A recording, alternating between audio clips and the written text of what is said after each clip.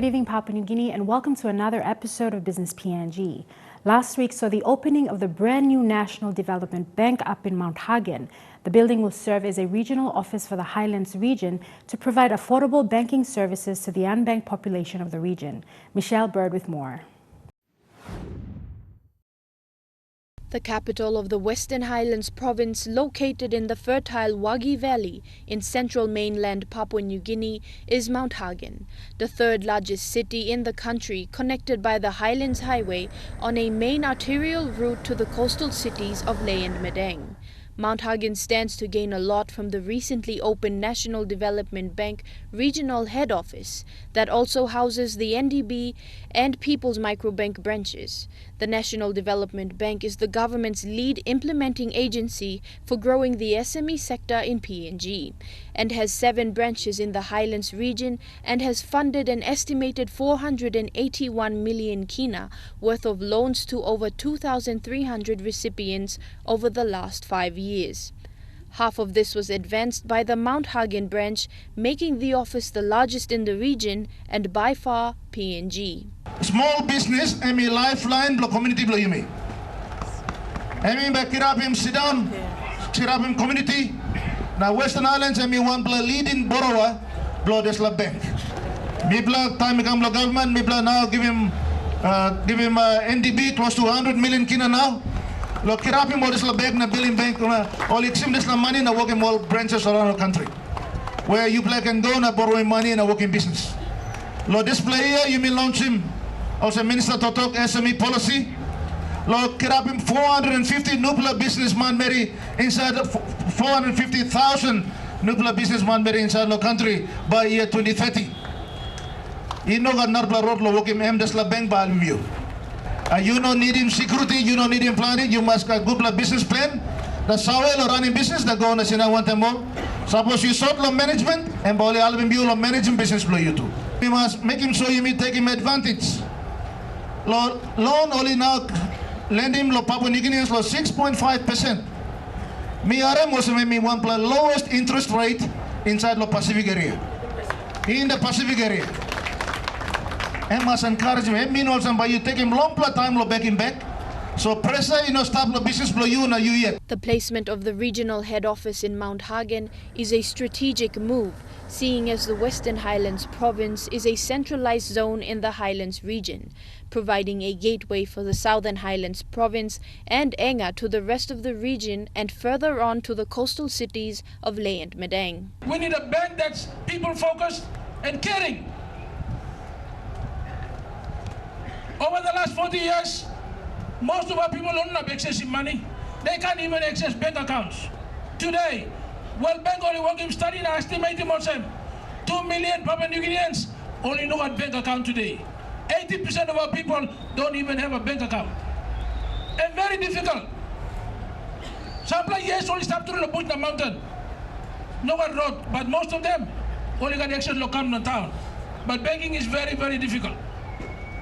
So Mibla is a government, responsible government, Mibla decide finish. Mibla by building bank you me yet. Why not government and me putting big money now supporting the bank? Now you may like him some license, me like talk out Mibla Western Highlands. Number one, me like talk thank you also planning Mibla Sagonchalo business. Western Highlands is the leading business province in the country and we are extremely proud of you. We must commit in leadership the people of Western Highlands. Long entrepreneurial drive you plan in the country. Inside the next 15 years, you must start in 450,000 new Papua New Guinea companies. Me not talk about informal sector or market, me talk about registered company with them IPA. We have to register, fund and support the growth of 450,000 new Papua New Guinea companies. How about me working more sen? He got plenty of road loss, stimulating growth loss sector. One player we must make him cheap loans accessible through NDB. And one plus strategy. Narbla business training. Narbla like no got money, we must come up with incubation scheme or some straight passing store now. Kiss him on the street, he come the training money, give him money now, support him on the business. NDB is the parent company for the subsidiary, the People's Microbank, that provides a range of loan funding products, microbanking services and business incubator programs to support the micro, small and medium enterprises. With a holistic approach, they provide financial solutions that nurture investment and entrepreneurship nationwide, building a broad-based economy, creating employment, promoting equality, and most importantly, driving financial inclusion, the second pillar in Vision 2050 on wealth creation. The People's Microbank stresses on creating a savings culture, something that the head of retail banking, Esther Kiap, is eager about. Our main aim is to help our indigenous people of PNG to know how to have the savings culture. And you'll see that most people, we have accounts with ANZ, BSP, Westpac, but this savings culture is not within us. So this microbank was purposely introduced to help our people to have a savings culture and also to include everyone in the financial systems, where you see that people find it very hard to open accounts in the other banks like Westpac, ANZ. People's Microbank is here to help our people to have the entry and be financially inclusive. That's where our government is prioritizing at the moment. They want all our people to be, the unbanked areas to be banked. So People's Microbank was established to help our people of PNG, and we are very proud to have Mt Hagen branch now on board. Despite its environs and economic prominence, Mt Hagen still experiences infrastructural issues that are endemic to PNG.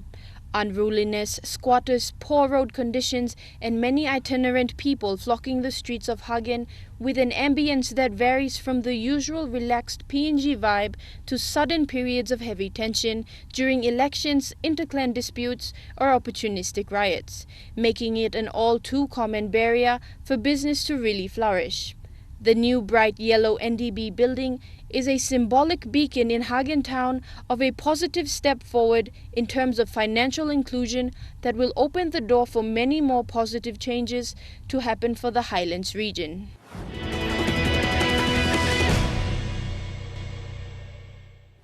Welcome back.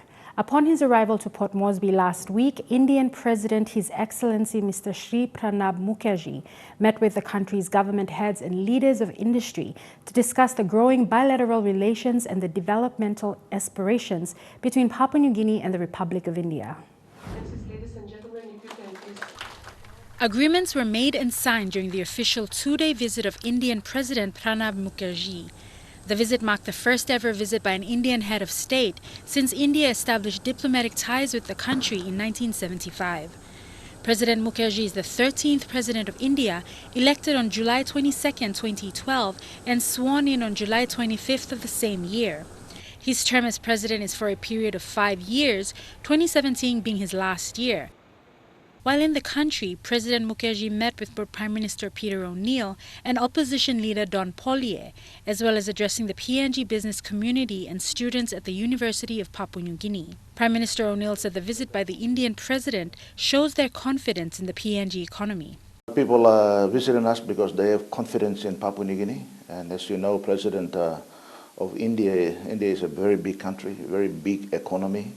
A huge potential for Papua New Guinea to engage in trade and investment with them. So we're pleased that the President has taken time to come and visit Papua New Guinea on this occasion. And the first visit among all the Pacific Island countries, so it signifies the importance of Papua New Guinea in the region, especially in the Asia-Pacific region. So I'm very pleased that he has taken time to come and see us. During the visit, a total of 4 memorandums of understanding was signed between both countries to further cement the bilateral relationship. The signing ceremony was witnessed by both President Mukherjee and Prime Minister O'Neill and will serve as an official step towards delivering the ambitious development goals in the areas of agriculture, education, and skills development. The MOUs include an MOU for the establishment of a Center of Excellence in Information Technology, an MOU on healthy cooperation in HIV/AIDS, a line of credit for the National Court in Mt Hagen, a line of credit for the Baya Medang Road project, and the grant of US $7.2 million for prescriptive HIV/AIDS and ancillary equipments. All in all, the MOUs signed were worth $100 million. We expect the road and the projects that we have identified, $60 million will go for the road project between Baya and Mt Hagen. 20 million will go to the Mt Hagen Supreme Court and National Court, the courthouses, and 20 million will go to, of course, the four-lane highway from Kimbe to Hoskins. So that's the $100 million. Altogether, it's about 350 million kina. A very cheap line of credit from Exim Bank of India. And this is just the beginning. We will see how it goes, because this is the first line of credit we are getting out from India, and we've never had it. We've dealt with China and other countries, but never dealt with India before. So we are hoping that this will be able to be the start of other projects that will come on stream. The pact will encourage cooperation between the governments of both nations through these joint initiatives. First of all, I would like to identify agriculture. Secondly, I would like to identify education. And in this connection, I would like to identify the area of skill development. Now, let me explain why I am emphasizing particularly on these three aspects. Because we were suffering 190 years from colonial rule. And when we began our developmental process, we found out where the shoe pinches. We found out appropriate technology was not available. No efforts are made by those countries from where we received aids to build our own capacities. Perhaps they had the desire that a vast country of Indian size and magnitude should be dependent on them forever. But thanks to the makers of modern India, particularly our first Prime Minister, who had a very long tenure, Pandit Jawaharlal Nehru, he emphasized that we must build up our capacities. And for that, the first segment he picked up is education, educational infrastructure. For quality of higher education, skill development was emphasized. Large number of institutions were established. In an address to the PNG Business Council, President Mukherjee also stated that Papua New Guinea's economic growth does not truly reflect the potential of a country bestowed with abundant natural and mineral resources. The president said India has come a long way from being a food importing nation to self-reliance in the production of grains and now a net exporter, and that India would be happy to share experience and knowledge with the people of Papua New Guinea, including establishing downstream industries and developing the infrastructure required in the different sectors of the growing economy. We want to build the capacity of the people of Pacific region countries, particularly Papua New Guinea, so that they themselves can produce. How is it that you have beautiful land, abundant fresh water available, huge resources, but net importer of food grains? So if we apply new technology, and for that we can train the people. We can help your institution to go on research, development on agriculture. How to improve the productivity of the farmers. What type of improved seeds should be more appropriate and suitable here. These are the things where we can help it from our own experiences, we have learned it. Because technology which we have or which we have developed is appropriate to our conditions. And we would like to help Papua New Guinea in building up the appropriate technology which will be applicable to them, so that they are not too dependent on the supply of technology from foreign countries. Papua New Guinea will now also allow visa on arrival for tourists from India, according to the Governor-General Grand Chief Sir Michael Ogier, who made the announcement at a dinner he hosted in honor of the visit by President Mukherjee. On behalf of the government of Papua New Guinea, I am pleased to announce that Papua New Guinea will also be allowing visa on travel for Indian tourists. The announcement of the visa on arrival is a reciprocal gesture. In 2015, the government of India opened its doors to facilitate visa on arrival for Pacific Island nations.